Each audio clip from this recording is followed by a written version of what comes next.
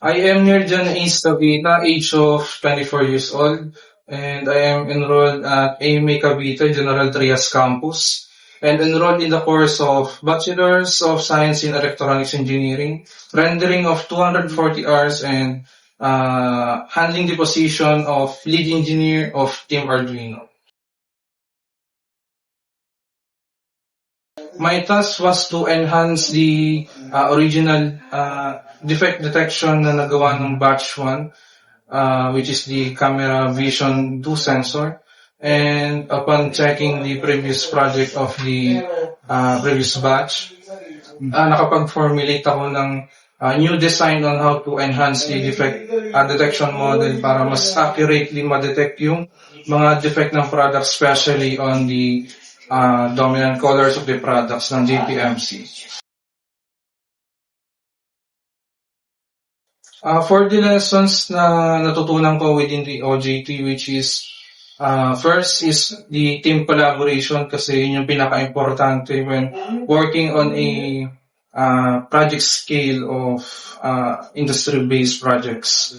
And andun din yung especially yung communication, hindi pwedeng mawala yung communication within the team, kasi hindi nyo mape-perform kung ano man yung task na kailangan nyo gawin.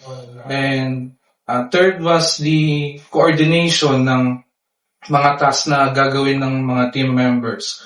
So for that way, I already divided the tasks of the group within 2 teams, which is the software and the hardware team, and that helped the progress of the project to be more progressive than what I expected in the Gantt chart. Message ko sa JPMC is, first of all, thank you kay Sir James for giving me the opportunity to showcase my talent as an electronics engineering student, and kay Sir Robin for guiding us in on things that we need to do in the OJT. For Ma'am Phoebe for assisting us on the tasks na kailangan namin, especially on the specialized na mga details na kailangan namin sa project.